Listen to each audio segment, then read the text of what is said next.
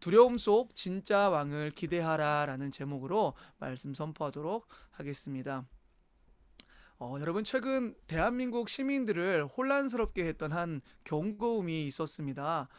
서울특별시에서 새벽 6시 30분경 발령한 그 경계 경보의 내용이 바로 그것이었는데, 여러분, 그 경고에 다들 어떻게 반응하셨습니까?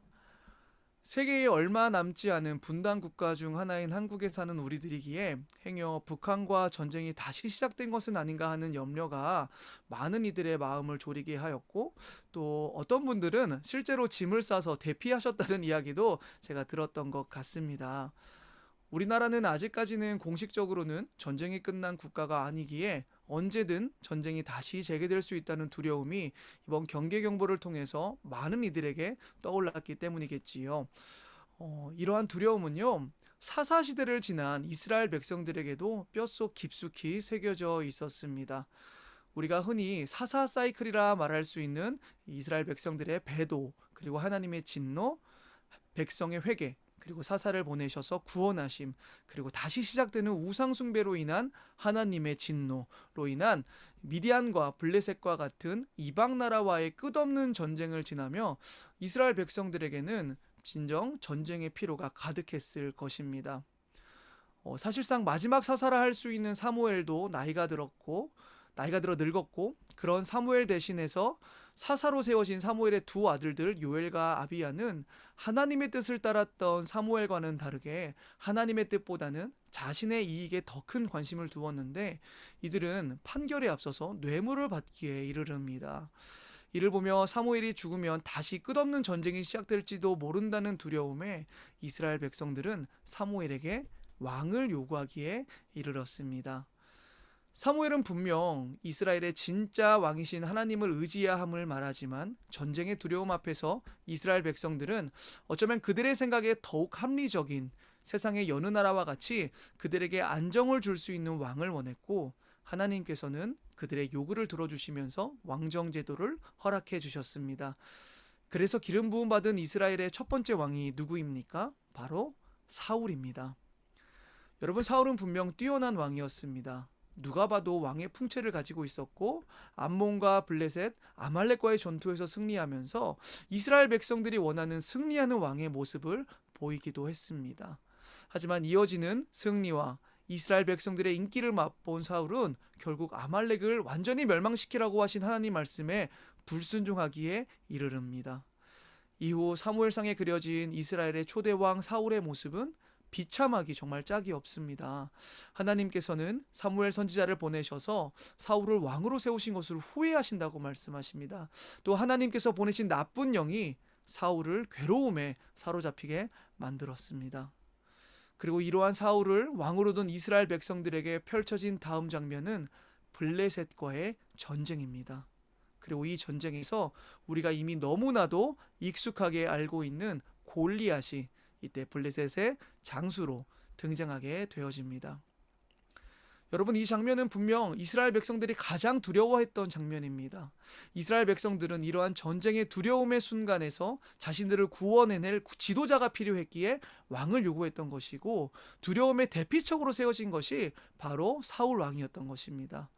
그런데 문제는 두려움을 이기기 위해 세운 왕이었지만, 사무엘의 경고도 다 무시하고 기어코 세운 왕이었지만, 이러한 왕도 그들의 궁극적인 두려움인 전쟁이라는 문제 앞에서 무능할 수밖에 없었다는 것입니다. 블레셋 진영에선 골리앗의 모습은 정말이지 두려움 그 자체였습니다. 나를 죽일 수 있으면 죽여봐라. 나를 죽일 수 있으면 모든 블레셋이 너희의 종이 될 것이다 라면서 자신만만한 모습으로 이스라엘을 조롱하는 골리앗 앞에 선 사울은 이스라엘의 두려움의 문제를 결코 해결하지 못하고 도리어 그들과 함께 두려워하고 낙담하는 모습입니다. 여러분, 많은 순간 우리는 사울과 같은 왕을 우리 삶 속 두려움의 영역에 세우는 듯 합니다. 우리들 모두에겐 분명한 두려움의 영역이 있잖아요. 이 두려움을 이기기 위해서 우리는 하루하루 아둥바둥 살아가고 있지는 않습니까? 많은 현대인들의 가장 큰 두려움의 영역은 아무래도 건강인 듯 합니다. 건강하게 살고 싶어서 운동도 열심히 하고 몸에 좋다는 것은 다 챙겨 먹는 우리들 아닙니까? 성령님이 거하시는 성전된 우리들의 몸을 잘 관리하고 또 건강을 지키며 이 땅에서 하나님 영광을 위해서 살아가는 것이 하나님이 원하시는 것이 맞습니다. 하지만 우리가 하나님께 우리의 건강을 맡겨드리지 않고 건강이 우리의 왕으로 세워진다면 어떻게 될까요? 여러분, 이미 대한민국 건강기능식품 복용자 10명 중에 4명은요 과다 복용 중이랍니다. 또 어제도 전 또 먼 가족 중 한 분이 상을 당하셔서 장례식에 다녀오게 되었는데, 다시 한번 느끼는 것은요, 우리의 육신은 언젠가는 죽게 되어지는 그런 유한한 존재라는 것입니다.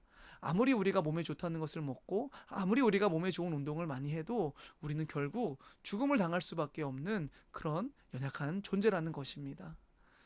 우리 안에 또 어떤 왕이 있을까요? 최근에 읽은 도파미네이션이라는 책에서요, 저자는 이 시대를 일컬어서 쾌락 과잉 시대라고 합니다. 우울감을 벗어나기 위한 많은 이들의 노력이 결국 쾌락 과잉주의를 만들었는데, 이러한 쾌락 과잉의 시작이 우울감과 불안감으로부터 벗어나기 위한 시도에 있다라는 것입니다. 이 신경과학자들이 밝혀낸 사실이 무엇이냐면, 우리에게 쾌락과 즐거움을 주는 도파민과 고통이 뇌의 같은 영역에서 처리되고 대립의 메커니즘을 통해서 기능한다는 사실입니다. 쉬운 말로 해서 이 쾌락과 고통은요, 저울에 서로 맞은편에 놓인 추처럼 작용한다는 것이지요.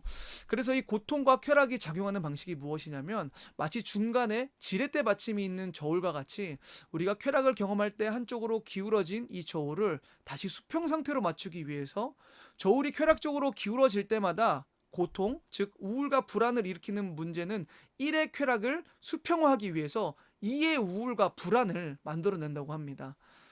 그래서 사람은 자연스럽게 다시 그 우울과 불안을 이기기 위해서 3의 쾌락을 추구하게 되고, 계속돼서 반복되어지는 이러한 악순환이 결국 중독의 원인이 되어진다는 것이지요.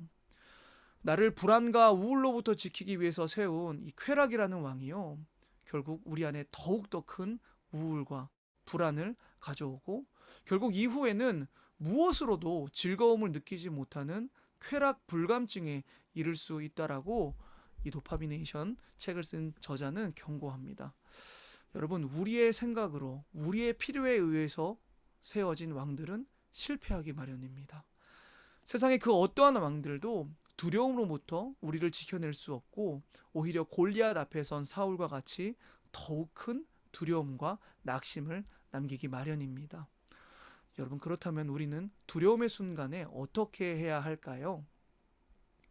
우리는 어려서 골리앗 앞에 선 다윗의 이야기를 들으면서 나도 다윗처럼 하나님과 함께 나아가 담대하게 저 세상과 저 골리앗과 싸워서 이기리라고 우리는 다짐하곤 합니다.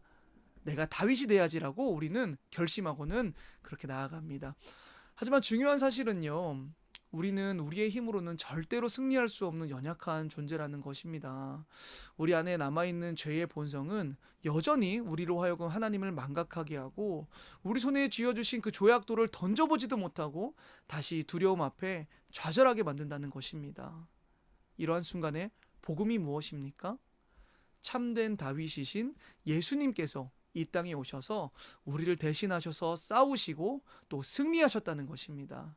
여러분, 복음은 예수님께서 십자가에서 우리를 대속하시며 영원히 죄의 권세에서 승리하셨다는 승전보입니다. 그래서 우리가 해야 하는 것은 우리가 다윗이 되려고 노력하는 것이 아니고요, 참된 다윗이신 예수님 편에 서서 예수님 안에 속해서 우리를 대신해서 싸우시고 또 승리하신 그분의 승리를 누리는 것입니다. 여러분, 다윗을 처음 본 사울은 다윗을 의심합니다. 너는 소년이지만 골리앗은 어려서부터 용사라고 말합니다. 그리고 이러한 사울의 반응은 어쩌면 합리적 사고를 추구하는 우리들이 복음을 바라볼 때 동일하게 일어나는 듯합니다. 복음의 능력을 알기는 알지만 세상이라는 거대한 골리앗 앞에 과연 복음이 우리의 삶의 진정 구원이며 진정 기쁨인지, 기쁜 소식을 듣고도 우리는 기쁨을 누리지 못하며 살아갈 때가 너무나도 많은 것 같습니다.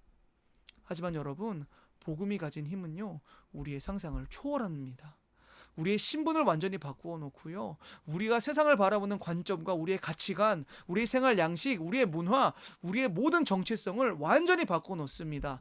그렇기에 복음을 들은 우리들이 해야 할 것은요, 참된 다윗이신 예수님과 같은 곳을 바라보고 예수님과 같은 마음으로 이 세상을 살아가는 것입니다.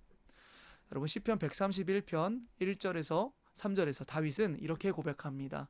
여호와여 내 마음이 교만하지 아니하고 내 눈이 오만하지 아니하오며 내가 큰 일과 감당하지 못할 놀라운 일을 하려고 힘쓰지 아니하나이다.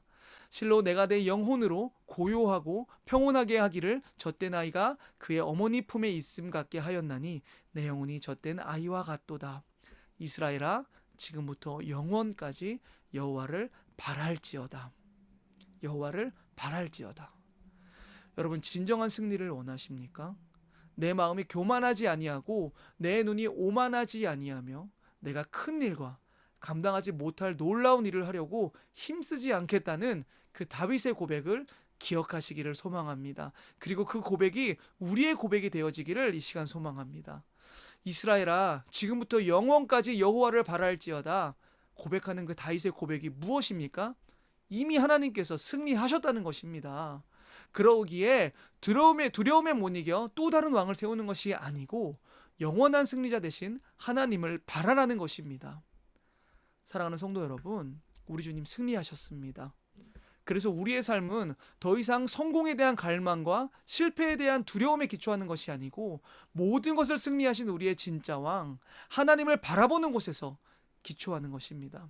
그게 우리들 그리스도인들이 두려움을 이기는 방법인 것입니다. 사울 앞에 선 다윗은 27절에서 분명히 고백합니다. 여호와께서 나를 사자의 발톱과 곰의 발톱에서 건져내었은즉 나를 이 블레셋 사람의 손에서도 건져내시리이다. 여러분 이 고백이 우리의 고백이 되기를 소망합니다. 그래서 삶의 두려움과 불안이 우리를 엄습해 올 때 십자가에서 나의 죄를 위해 단번에 죽어주시고 부활하신 그 주님의 능력이 다시 한번 나를 이 두려움에서 건지실 것임을 아니 이미 건지시고 승리하셨음을 선포하시면서 승리자의 삶을 누리며 살 수 있는 저와 여러분 되기를 이 시간 예수님의 이름으로 축복합니다. 아멘.